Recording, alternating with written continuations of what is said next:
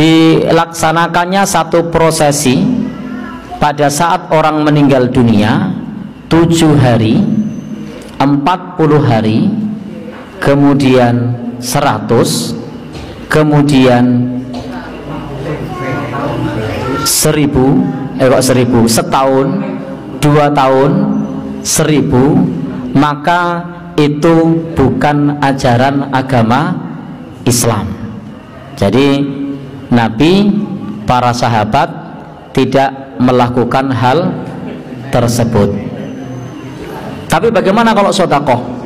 Sedekah dituntunkan, diajarkan, dan boleh seseorang bersedekah atas nama orang yang sudah meninggal dunia.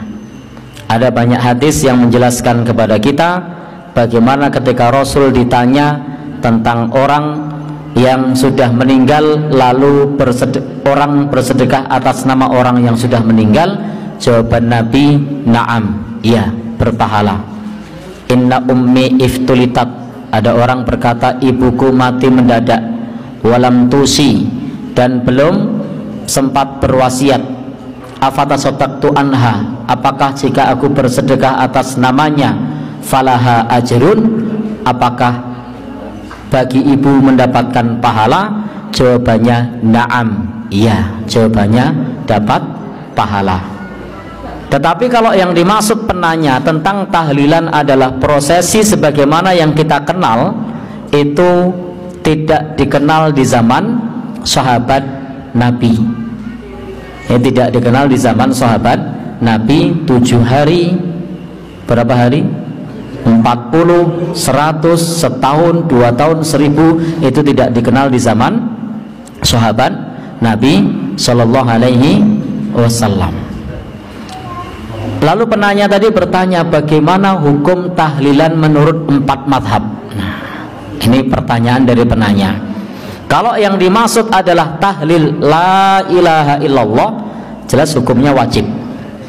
Tapi kalau yang dimaksud adalah prosesi kematian, maka ulama madhab yang 4 tidak punya pendapat tentang hal tersebut, karena prosesi tahlilan sebagaimana yang ada di masyarakat itu tidak dikenal di zaman ulama madhab yang 4. Jadi di dalam hal ini ulama madhab yang 4 itu tidak memiliki pendapat tentang prosesi tahlilan, karena memang di zaman Nabi, di zaman sahabat, di zaman tabi'in, termasuk di zaman ulama madhab yang 4 itu tidak dikenal prosesi tahlilan.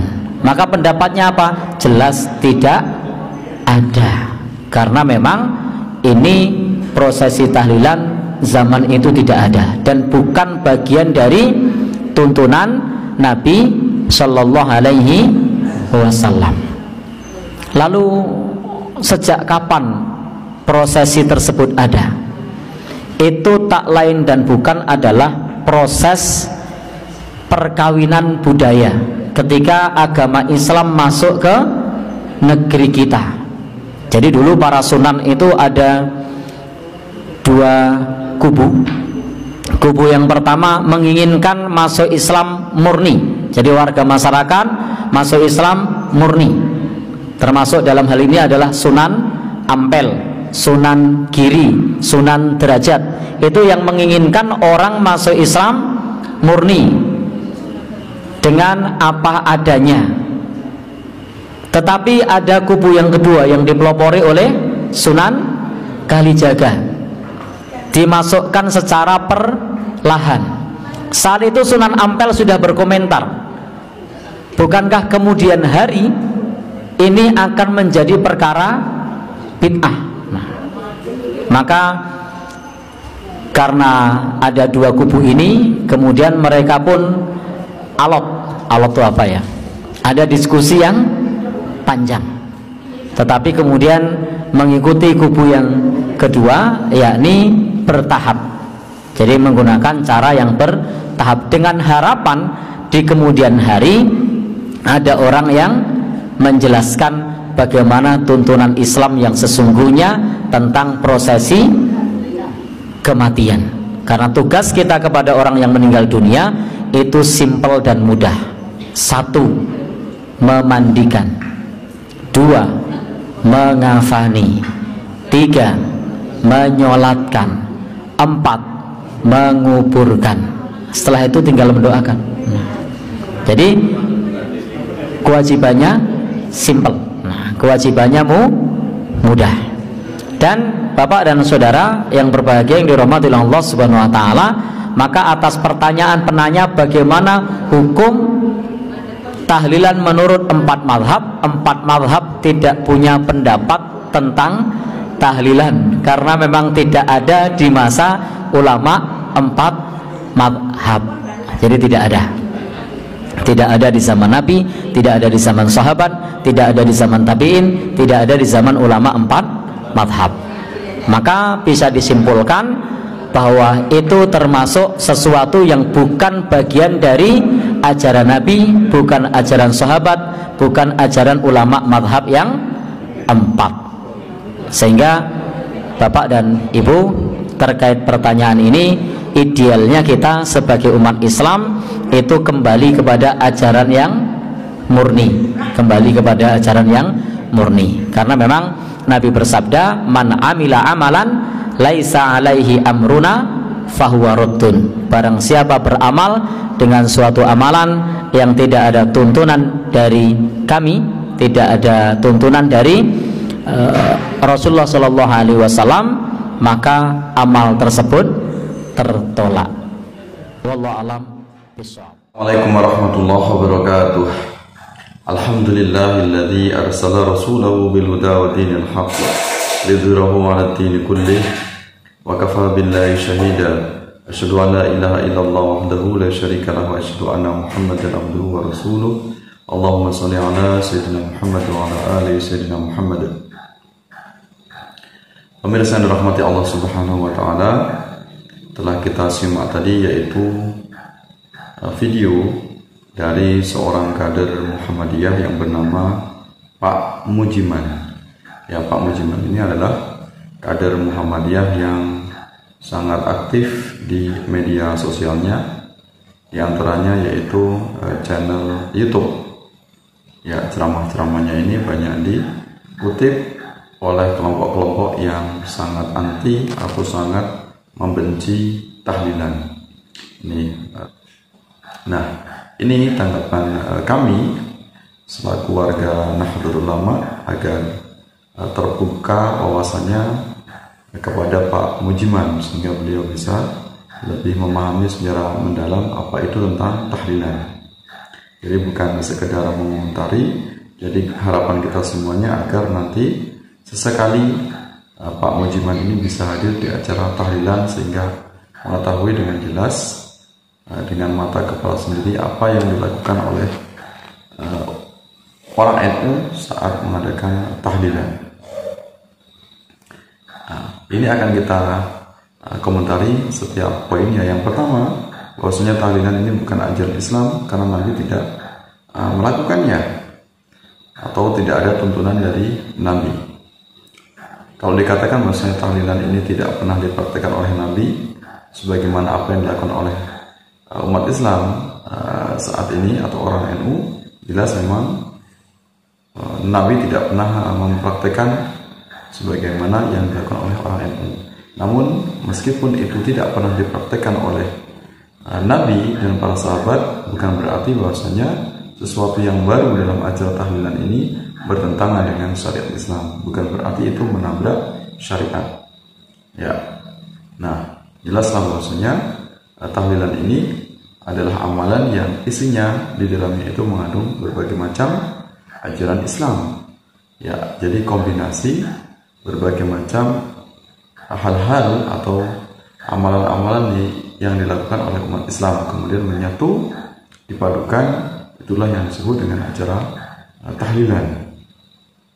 Di dalamnya ini tahlilan ada zikir, kalimah thayyibah, ayat Al-Quran, kemudian ayat-ayat yang pilihan,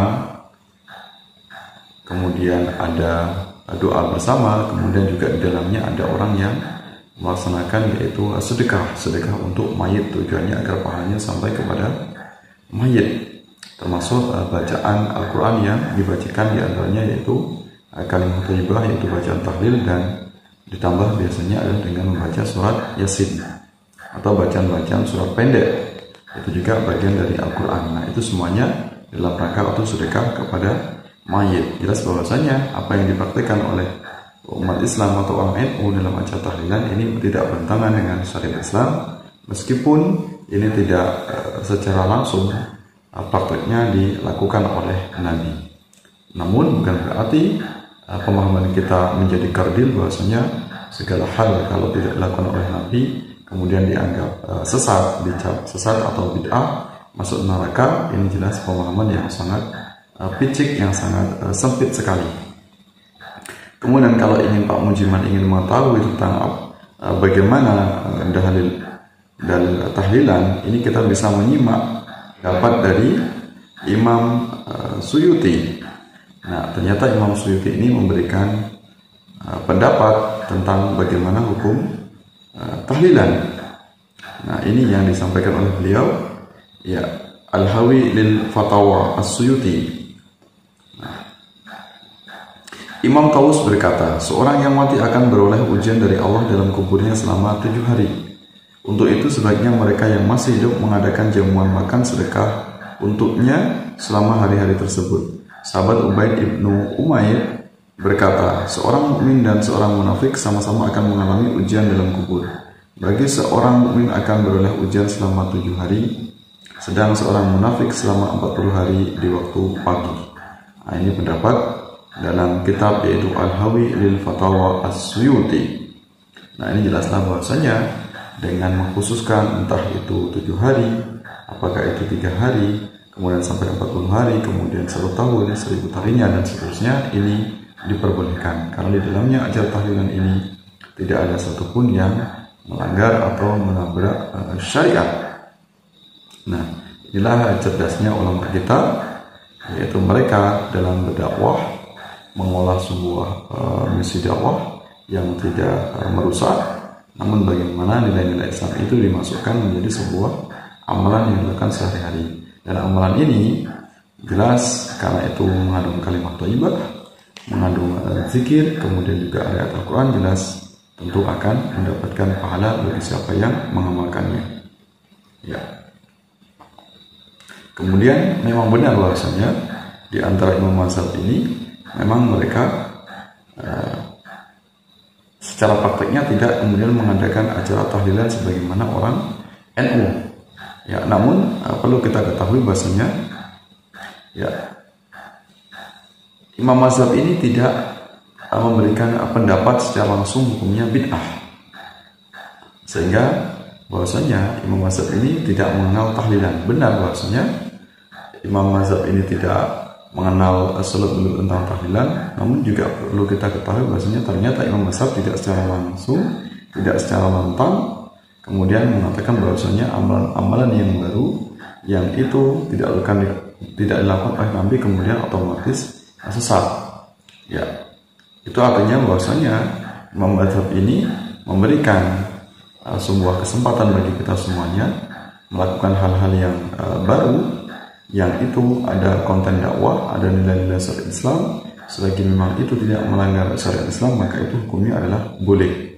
Tentu akan mendatangkan kebaikan, mendatangkan pahala bagi siapa yang mengamalkannya. Nah, di sini ternyata bahwasanya meskipun para imam mazhab tidak memberikan komentar tentang tahlilan, namun ulama-ulama yang bermadhab, ulama-ulama yang menganut madhab, apakah itu madhab Syafi'i, Hanafi, Hambali, Maliki, ternyata juga mereka memberikan pendapat. Jadi para imam mazhabnya tidak memberikan pendapat, namun para pengikut mazhabnya ini memberikan pendapat atau komentar tentang bagaimana hukum tahlilan atau amaliyah-amaliyah yang dilakukan secara menyatu dalam acara tahlilan. Ini berarti bahwasanya walaupun para imam mazhab ini tidak memberikan komentar, namun para pengikut imam mazhab atau ulama mazhab ini mereka memberikan kebolehan tentang bagaimana acara tahlilan. Itu berarti bahwasanya acara dalam tahlilan ini tidak ada satupun yang melanggar atau menabrak syariat Islam. Imam mazhab di antaranya yaitu Syekh Az-Zailai dalam mazhab Hanafi. Ini apa yang beliau sampaikan, bahwa seseorang diperbolehkan menjadikan pahala amalnya untuk orang lain. Menurut pendapat Ahlussunnah wal Jamaah, baik berupa sholat, puasa, haji, sedekah, bacaan Quran, zikir atau sebagainya, berupa semua jenis amal baik, pahala itu sampai kepada mayit dan bermanfaat baginya. Nah, ini jelaslah bahasanya ini adalah isinya tentang tahlilan, yaitu mengirimkan berbagai macam bacaan, zikir, bacaan Al-Quran itu kepada mayit. Kemudian juga Syekh Ad-Dasuki, ini adalah mazhabnya Maliki. Apa yang disampaikan oleh beliau, jika seseorang membaca Al-Quran dan menghadiahkan pahala bacaannya kepada mayit, maka hal itu diperbolehkan dan pahala bacaannya sampai kepada mayit. Nah, ini juga kirim pahala, isinya adalah tentang tahlilan. Kemudian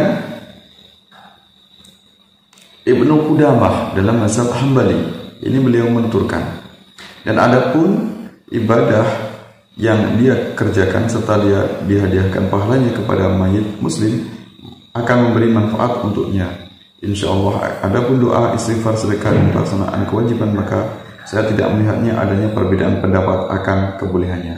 Itu berarti mayoritas ulama ini memperbolehkan tentang membaca kalimat thayyibah kemudian bersedekah untuk mayit. Nah, termasuk diantaranya itu pendapat Ibnu Taimiyah. Ternyata Ibnu Taimiyah ini memperbolehkan kirim pahala untuk mayit, termasuk menghadiahkan amal-amal kebaikan. Ya.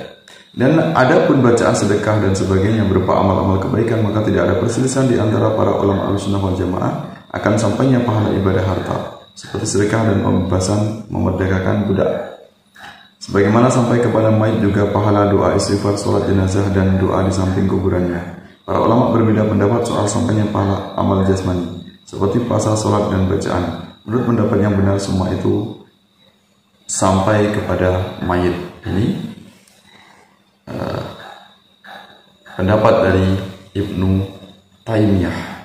Nah, itu berarti bahwasanya amalia dalam acara tahlilan ini adalah amalia yang mengandung kebaikan, yang tentunya tidak melanggar syariat, dan ini diperbolehkan oleh mayoritas ulama, kecuali hanya Wahabi yang menolaknya. Ya, di antara beberapa tokoh lintas mazhab ini ternyata memperbolehkan kirim pahala, kemudian menghadiahkan sedekah kepada orang yang sudah meninggal. Kemudian tahlilan ini adalah perkawinan dua budaya, kata Pak Mujiman tadi. Ya, nah di antaranya yaitu diskusi antar para wali. Nah, ini perlu kita cek kira-kira sumbernya dari mana. Ada diskusi di antara para wali, apakah itu sumbernya sahih, bisa diuji kebenarannya. Maka ini perlu kita pertanyakan. Kenapa demikian? Karena di antara para wali itu semuanya itu mereka berdakwah dengan mengakulturasi budaya, dengan metode dakwah yang itu diambil dari masyarakat lokal. Ya, semuanya ini mengadopsi yaitu budaya. Tidak kemudian Sunan Ampel, Giri, Derajat ini menyebarkan Islam dengan cara yang benar-benar murni sebagaimana yang dilakukan oleh kelompok Salafi Wahabi. Nah, jelas di antara para wali yang 9 ini, semuanya ini mereka melakukan pendekatan budaya. Jadi semuanya menerima budaya ataupun praktek masyarakat Jawa ini dengan memasukkan nilai-nilai Islam. Nah, jadi perlu kita baca apa yang disampaikan oleh Pak Mujiman, dari mana sumbernya. Kemudian kalau di antara wali songo ini ada yang menolak dengan yaitu apa yang didakwahkan oleh wali songo, yaitu Sunan Kalijaga. Kemudian kata Pak Mujiman tadi bahwasanya kewajiban kepada jenazah, kepada mayat itu sangat simpel. Di antaranya yaitu memandikan, mengkafani, menyolatkan, dan menguburkan. Namun perlu kita ketahui bahwasanya umat Islam yang mengamalkan tahlilan juga mengamalkan apa yang dilakukan oleh umat Islam pada umumnya. Ya, mereka semuanya orang NU juga memandikan, mengkafani, kemudian menguburkan, kemudian baru dilakukan yaitu acara tahlilan. Maka tentu ini kita tidak boleh kemudian mempertentangkan antara tahlilan dengan fardu kifayah terhadap jenazah. Kemudian kalau ingin kita mengatakan bahwasanya kembali kepada Islam murni, ini Islam murni yang seperti apa? Karena seluruh aliran Islam semuanya ini pasti akan mengajak kepada Al-Quran dan Sunnah, pasti ingin memurnikan ajaran Islam. Di antaranya yang paling getol, yang sering teriak-teriak yaitu Salafi, Wahabi. Di antaranya kemudian Muhammadiyah, di antaranya kemudian Nahdlatul Ulama sama. Mereka juga ingin bagaimana menjalankan Islam sebagaimana Al-Quran dan Sunnah Rasulullah SAW dengan tetap berpegang teguh kepada pendapat imam madhab, tidak kemudian secara serampangan.